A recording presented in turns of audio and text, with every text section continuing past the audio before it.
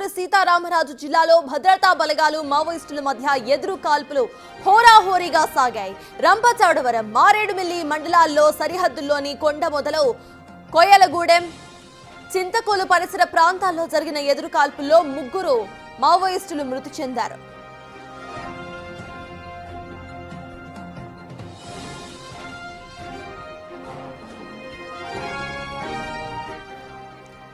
భద్రతా బలగాల కాల్పుల్లో మృతి చెందిన మావోయిస్టులు చలపతి భార్య అరుణతో పాటు గాజర్ల రవి అలియాస్ ఉదయ్, అంజు ఉన్నట్లుగా గుర్తించారు.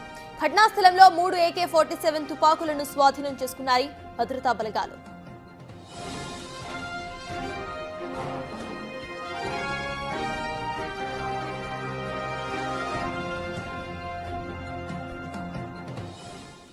ఇప్పటికే కాల్పులకు సంబంధించిన పూర్తి అప్డేట్స్ మా ప్రతినిధి శివశంకర్ అందించడానికి సిద్ధంగా ఉన్నారు. శివశంకర్, చెప్పండి, ప్రెసెంట్ అసలు అక్కడ అప్డేట్స్ ఏంటి?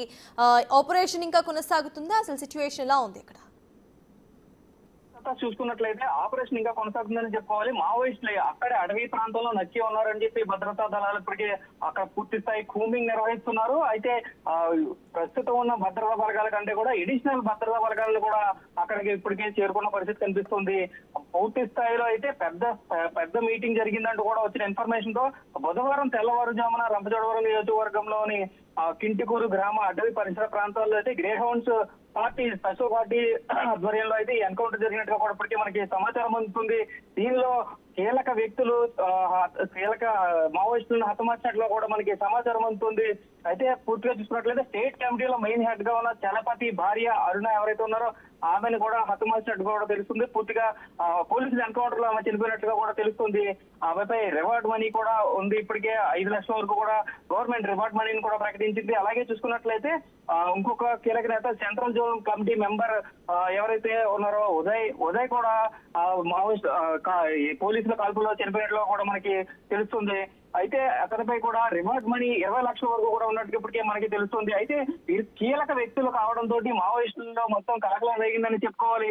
అయితే గత కొంతకాలం నుంచి కూడా పూర్తిగా ఇక్కడ ఏదైతే మారేడుమిల్లి, రంపచోడవరం పరిసర ప్రాంతాలలో పూర్తిగా ఒక బలమైన స్థావరాన్ని ఏర్పాటు చేయాలని కూడా మావోయిస్టులు భావిస్తున్నట్టుగా కూడా మనకి తెలుస్తుంది. అయితే గతంలో కూడా ఇక్కడ ఒక ఎన్కౌంటర్ జరిగింది. సుమారుగా పూర్తిగా చూసుకున్నట్టయితే అప్పుడు కూడా ఇద్దరు పోలీసుల కాల్పులు అయితే 2 మావోయిస్టులు మృతి చెందిన పరిస్థితులు ఉన్నాయి. గతంలో చూసుకున్నట్లయితే వైరామవరంలో కూడా అటవీ ప్రాంతంలో ఈ ఎన్కౌంటర్ జరిగింది. అప్పుడు కూడా 2 మావోలు మృతి చెందారు. అయితే అప్పుడు మావోలకి సమాచారం అందిస్తున్న 2 యువకుల వద్ద నుంచి బాంబు ఎక్స్ప్లోజర్స్ ని కూడా స్వాధీనం చేసుకున్న పరిస్థితులు గతంలో కూడా కనిపించాయి. అయితే రీసెంట్ గానే ఇది జరగడం, మళ్ళీ తర్వాత ఈ ఏదైతే ఇప్పుడు పూర్తిగా ఇక్కడ స్థావరాన్ని ఏర్పాటు చేయడానికి వీరు సెంట్రల్ కమిటీ నుంచి, వీరు స్టేట్ కమిటీ నుంచి అంజు, అలాగే పూర్తిగా చూసుకున్నట్లయితే అరుణ కూడా ఇక్కడికి చేరుకున్నట్లు కూడా మనకి సమాచారం అందింది. అయితే ఈ సమాచారం అందుకున్న పోలీసులే అక్కడ కూంబింగ్ నిర్వహించారు. కూంబింగ్ లో అయితే పోలీసులకి మావోయిస్టులకి వచ్చిన కాల్పులు జరిగాయి. ఆ కాల్పులు అయితే ఈ 3 కూడా పోలీసులు మట్టి పెట్టినట్టుగా కూడా తెలుస్తుంది. మనకి పూర్తిగా చూస్తున్నట్టే ప్రత్యేక భద్రతా బలగాలు వీటిని హతమార్చినట్టుగా కూడా మనకి సమాచారం అందుతుంది. వీరి వద్ద నుంచి కూడా 3 AK-47 కూడా స్వాధీనం చేసుకున్నట్లుగా తెలుస్తుంది. Right, thank you Shivashankar. ఇదే అంశంపై మరిన్ని డీటెయిల్స్ ను మా అసోసియేట్ ఇన్పుట్ ఎడిటర్ నగేష్ అందించడానికి సిద్ధంగా ఉన్నారు. నగేష్, చెప్పండి, ఆపరేషన్ లో భాగంగా ఇటు 3 మావోయిస్టులను హతమార్చినట్టు తెలుస్తోంది, AK-47s ని కూడా స్వాధీనం చేసుకున్నట్టు తెలుస్తోంది. ఈ ఆపరేషన్ ఇంకా ఎప్పటి వరకు కొనసాగే అవకాశం ఉందనుకోవాలి? ప్రెసెంట్ అసలు అక్కడ సిచ్యువేషన్ ఎలా ఉంది? సిచ్యువేషన్ అయితే హారిబులే. అంటే మొత్తం ఓవరాల్ గా ఎన్కౌంటర్ గురించి చెప్పాలంటే మావోయిస్ట్ పార్టీ భారీగా నష్టపోతుంది. 2025 సంవత్సరంలోనే మావోయిస్ట్ పార్టీ సంబంధించిన అగ్ర నేతలందరూ పూర్తిగా పోయిన పరిస్థితి. నంబర్ల కేశవరావు అలియాస్ బసవరాజు మృతి తర్వాత మరో కేంద్ర కమిటీ సభ్యుడు సుధాకర్ ని పోలీసులు హతమార్చారు. తాజాగా Gajarla Ravi alias Uday alias Ganesh alias Birsu, ఇతని వెలిసాల గ్రామం, చిట్యాల మండలం, భూపాల్పల్లి జిల్లా స్పెషల్ జోన్ కమిటీ మెంబర్ గా ఉన్నాడు. 25 లక్షల రివార్డు ఉంది. అలాగే చలపతి భార్య వెంకటలక్ష్మి చైతన్య అలియాస్ అర్ణ అలియాస్ రూపి, 54 సంవత్సరాల ఏజు, కరకవానిపాలెం, పెందుర్తి, విశాఖ జిల్లా. ఈమె పైన కూడా 20 లక్షల రివార్డు ఉంది. మరొకరు గార్డు గణేష్, గాజల రవికి సంబంధించిన గణేష్ ఉన్నారు. మొత్తం 3 కూడా కొండమొదలు దగ్గర మారేడుమిల్లి ప్రాంతంలో ఎన్కౌంటర్ జరిగింది. ఎందుకంటే ఛత్తీస్గఢ్ కానీ, బీజాపూర్ కానీ, మహారాష్ట్ర ఏరియాలు కానీ మావోయిస్టులకు ఎక్కడ సేఫ్ సైడ్ లేకపోవడంతో మావోయిస్టులంతా కూడా రకరకాల ప్రాంతాలకు విస్తరిస్తున్నారు, రకరకాల ప్రాంతాల్లో కూడా తలదాచుకుంటున్నారు. ఈ క్రమంలోనే మావోయిస్ట్ పార్టీ ఈ ఎన్కౌంటర్ జరగడం అనేది చాలా బిగ్గెస్ట్ విషయంగా చెప్పచ్చు. గాజర్ల రవిని లొంగిపోవాలని చెప్పి భూపాలపల్లికి సంబంధించిన ఎస్పీ శబరీష్ కూడా చాలా సార్లు విజ్ఞప్తి చేశాడు. వాళ్ళ తల్లిదండ్రులతో కూడా ఒక మీటింగ్ పెట్టాడు. కానీ గాజర్ల రవి దొరకడని చెప్పి చాలా వరకు ఉండే. కానీ గాజర్ల రవి ఈ రోజు ఎన్కౌంటర్ కావడం అనేది భూపాలపల్లి జిల్లాలో సంచలనంగా చెప్పచ్చు. ఎందుకంటే మావోయిస్ట్ పార్టీలో 40 సంవత్సరాల క్రితం పోయిన వ్యక్తి. అతను రాడికల్ స్టూడెంట్ యూనియన్ గా మొదట జీవితాన్ని ప్రారంభించాడు. తదుపరి అంచెలంచెలుగా ఎదిగి తను ఒక స్థాయికి కేంద్ర కమిటీ సభ్యుడిగా ఎదిగాడు. అంటే కరకవాణిపాలకు సంబంధించిన ఏరియాలో ఉన్న వెంకటలక్ష్మి, రవిలక్ష్మి కూడా ఈమె ఫోటో కూడా చాలా వరకు బయటకు రాలేదు. చలపతి తన భార్య దిగిన ఫోటో ఒక 5 ఏళ్ల క్రితం బయటకు వచ్చిన తర్వాత కూడా మావోయిస్ట్ పార్టీలో పెద్ద చర్చ జరిగింది. అప్పటికీ చలపతి ఎలా ఉంటాడని చెప్పి కూడా ఎవరు గుర్తించలేదు, పోలీసులు కూడా గుర్తించలేదు. సో గాజర్ల రవి పరిస్థితి కూడా అదే. తల్లిదండ్రులు మాత్రం ప్రస్తుతం కన్నీరు మున్నీరు అవుతున్నారు. తన కొడుకు వస్తాడు, లొంగిపోతాడని చెప్పి భావించారు. కానీ ఇప్పటికీ మావోయిస్ట్ పార్టీ భారీగా దెబ్బతింటోంది. 3 నెలల్లోనే గతంలో 103 మంది పైగా చనిపోయారు. ఇప్పటికీ మొత్తం ఓవరాల్ గా 5 నెలల లిస్టు చూసుకుంటే కనుక 209 మంది ఎన్కౌంటర్ అయ్యారు. మావోయిస్టు అగ్రనేత, భారతదేశానికి చీఫ్ గా ఉన్న Nambala Keshavarao alias బసవరాజుని DGR constables అందరూ కూడా ఛత్తీస్గఢ్ లో భారీ ఎన్కౌంటర్ లో అప్పుడు 27 మందిని కాల్చి చంపారు. అందులో బసవరాజు ఉన్నాడు. తదుపరి సుధేకర్ ను కూడా ఇదే రీతిలో ఛత్తీస్గఢ్ లోనే ఎన్కౌంటర్ చేశారు. అంటే అప్పుడు ఆరోపణలు కూడా బెంగళూరులో చికిత్స చేసుకున్న సమయంలో ఎత్తుకొచ్చారని చెప్పి ఆరోపణలు ఉన్నాయి. ఇప్పుడు మాత్రం ఏపీ గ్రేవ్ హ్యాండ్స్ కాల్పుల్లో అంటే ఇన్ఫర్మేషన్ చాలా అంటే డెప్త్ గా వచ్చిన క్రమంలోనే గ్రేవ్ హ్యాండ్స్ మారేడుమిల్లిని చుట్టుపక్కల ప్రాంతాలని చుట్టుముట్టింది. ఈ క్రమంలోనే ఈ ఎన్కౌంటర్ చోటు చేసుకుందని చెప్పి ప్రస్తుతం అయితే ఏపీ పోలీసులు అల్లూరు సీతారామరాజు జిల్లా ఎస్పీ చెప్తున్నారు. ఇంకా ఎంతమంది ఎన్కౌంటర్ లో చనిపోయారు, ఈ ముగ్గురే కాక ఎంతమంది ఉన్నారనేది కూడా కాసేపట్లో తెలిసే అవకాశం కనిపిస్తుంది. కానీ మావోయిస్ట్ పార్టీ ఇప్పటికీ కేంద్రానికి ఆపరేషన్ కగార్ నిలిపేయాలని చెప్పి రకరకాల విజ్ఞప్తులు చేస్తుంది. పౌరకుల సంఘాలు, ప్రజా సంఘాల నేతలు హైదరాబాద్ లో కానీ ఏపీలో కానీ రకరకాలుగా మీటింగ్స్ పెట్టుకుంటున్నారు. కానీ ఆ మీటింగ్స్ పెట్టుకున్నా కూడా ఎక్కడ కూడా ఆ మావోయిస్ట్ పార్టీ సంబంధించి కేంద్రం మాత్రం ఎక్కడ కూడా వెనుదిరుగు చూడడం లేదు.